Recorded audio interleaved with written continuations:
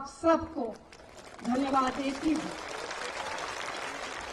सौराष्ट्र के दूर दूर के इलाकों से यहाँ पधारे हमारे भाई बहनों और प्यारे बच्चों, मुझे खुशी है कि मैं संतों, फकीरों और शूरवीरों की इस पवित्र भूमि पर आपके बीच फिर आई हूँ। मैं जब भी गुजरात की धरती पर आती हूँ, राष्ट्रपिता महात्मा गांधी जी के विचार, उनके जीवन और उनके कार्य से मुझे एक नई प्रेरणा मिलती है। कांग्रेस पार्टी भी हमेशा कोशिश रही है कि उनके सिद्धांतों और आदर्शों को लेकर आगे बढ़े।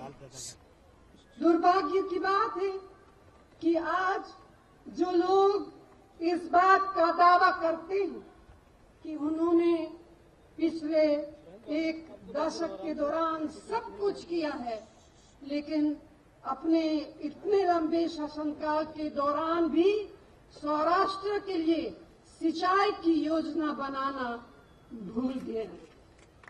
अब जब चुनाव का समय आया तो अचानक जागे और सौराष्ट्र के 110 बांधों को नर्मदा के पानी से भरने का सपना दिखाना शुरू कर दिया। सौराष्ट्र की जनता समझदार है, जागरूक है। उन्हें ये साफ दिखता है कि उन्हें किस तरह से धोखा किया गया। मुझे विश्वास है कि वे इस प्रकार के सपने दिखाने वालों को उसी तरह से जवाब देंगे जिसके वे काबिल हैं। भाइयों और बहनों, जवाहरलाल नेहरू की दूरदृष्टि थी कि उन्होंने नर्मदा परियोजना की मंजूरी की, जिससे सरदार वल्लभ भाई पटेल की याद में सरदार सरोवर परियोजना का नाम दिया गया। कांग्रेस सरकारें उसको लागू करने के प्रयास में लगातार लगी रही। प्रधानमंत्री डॉक्टर मनमोहन सिंह जी के नेतृत्व में यूपीए सरकार द्वारा हर तरह की सहायता मिलने के बावजूद गुजरात की मौजूदा भाजपा सरकार आज तक सौराष्ट्र में नर्मदा का पानी नहीं ला पाई। ये शर्म की बात है। हालत यह है कि आज भी कुछ इलाकों में पीने के पानी की दिक्कत है। बहुत दुख की बात है कि परेशान परिवारों के इकलौते कमाने वालों ने आत्महत्या तक कर ली। वे 2.25 लाख बंद और तालाब कहाँ हैं? गुजरात के लिए वह 1100 करोड़ का पैकेज कहाँ है जिसका भाजपा ने आपको वादा किया था? इसी तरह अब गुजरात में 5 साल में 50 लाख घर बनाने का वादा कर रहे हैं। आखिर मैं पूछना चाहती हूँ कि आखिर ये सब काम पहले क्यों नहीं किया? यह सिर्फ चुनाव के समय ही उन्हें याद आया है। आप जरा हिसाब लगाइए कि हर दिन कितने घर बनाने का सपना दिखाया है। सौराष्ट्र के लोग ईमानदार है, मेहनती भी है। उनकी कारोबारी सूझबूझ उन्हें दूर देशों में ले गई और वहां के खूब प्रगति की। अपने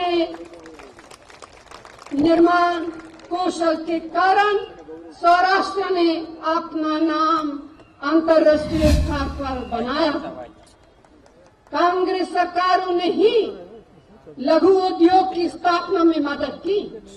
मिसाल के तौर पर ऑयल इंजन, मशीनों के औजारों, कुशल मशीनी कार्य, कपड़ों की रंगाई और छपाई, हैंडलूम्स, पीतल उद्योग, मिट्टी के सामान बनाने के केंद्र, हीरे की कटाई और पॉलिश उद्योग आखिर में उतने ही महत्वपूर्ण पटोला के प्रमुख केंद्र बने, जिसे मेरी प्यारी बहनें खुशी के मौके पर पहनती है। इन सब के बावजूद मुझे यहाँ की हालत देखकर दुख होता है, चिंता होती है। गुजरात के किसान राज्य की भाजपा सरकार के अन्याय के सबसे बड़े शिकार हुए हैं। सिंचाई के लिए न तो बिजली है, न पानी, और फसलों के लिए खाद भी नहीं है। 4.5 लाख से अधिक किसान आज भी अपने खेतों में बिजली के कनेक्शन का इंतजार कर रहे हैं। करीब 57 इलाके आज भी डार्क जोन में हैं, जबकि यहाँ की बिजली दूसरे राज्यों को अच्छे मुनाफे पर बेची जा रही है। यूपीए सरकार द्वारा किसानों को सहायता के रूप में जो खाद भेजी जाती है, उसे उद्योगों को कच्चे माल के रूप में दिया जाता है और किसानों को बाजार से ऊंची कीमत पर खाद खरीदनी पड़ती है। मैं पूछना चाहती हूँ, ये क्या किसानों के साथ इस तरह की भेदभाव, इस तरह की शोषण करना सही है, ठीक है?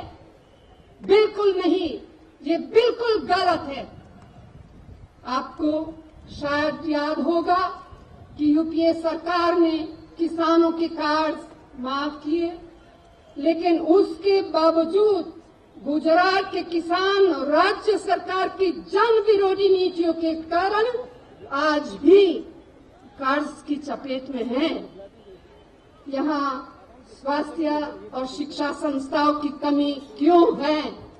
यहाँ अकलियतों की तालीमी इदारों को नजरअंदाज क्यों किया जा रहा है?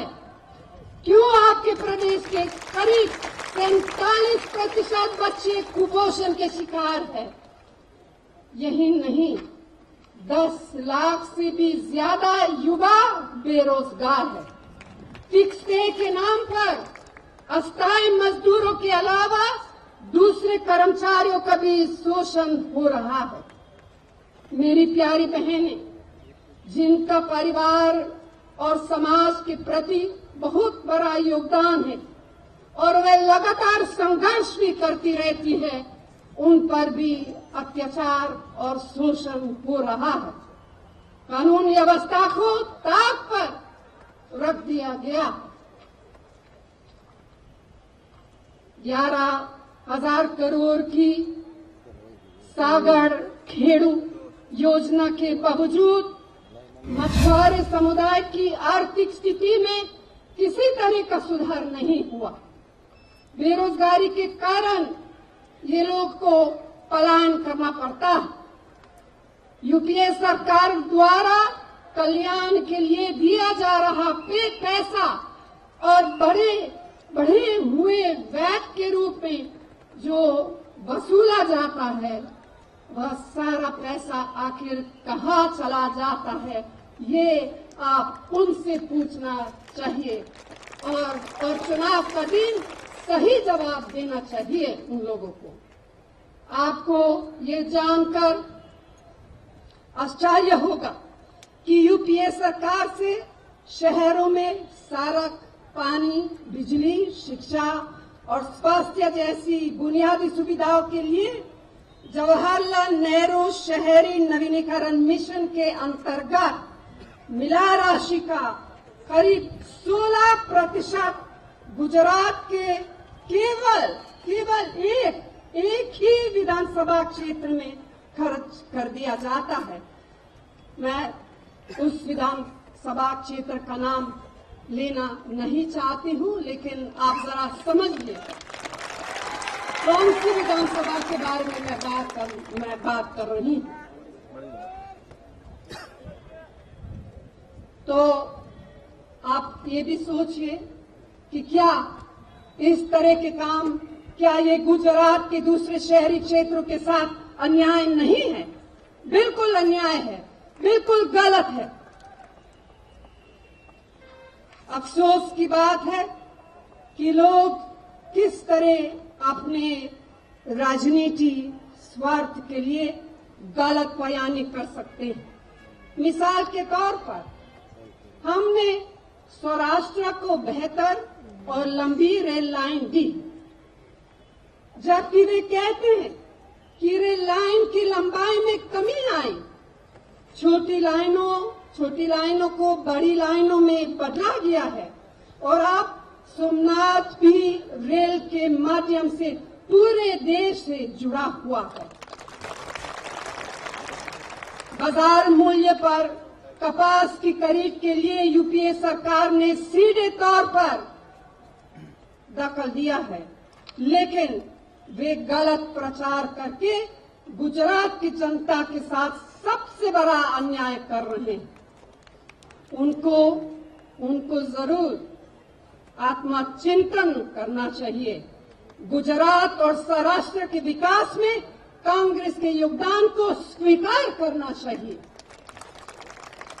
कांग्रेस ने देश, प्रदेश और समाज के सभी वर्गों के उत्थान के लिए हमेशा संघर्ष किया है, खासकर दलितों, आदिवासियों, अकलियतों, पिछड़ों, गरीबों और आगे भी करती रहेगी।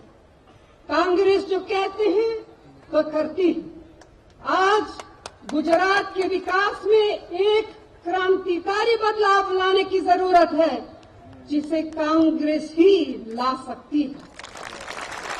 इसलिए मैं आपसे अनुरोध करती हूं कि गलत बयानी, बर्बादी, पक्षपात और तानाशाही के खिलाफ हिम्मत से लड़े और जिन लोगों ने सौराष्ट्र को इस दशा में पहुंचाया है, उन्हें इस धरती की परंपरा के अनुसार संकल्प और निष्ठा के साथ जवाब दें और इस जन विरोधी सरकार को पराजित कर कांग्रेस पार्टी को भारी बहुमत से जिताए। आप लोगों ने आज जिस तरह से मेरा स्वागत किया, मैं उसके लिए और दूरदराज से यहाँ सभा में आने के लिए आपके प्रति आभार व्यक्त करती हूँ और आप सबको एक बार फिर दिल से बहुत बहुत धन्यवाद। जय हिंद। और आप मेरे साथ जोर से बोलिए जय हिंद, और जोर से जय हिंद, जय हिंद। धन्यवाद।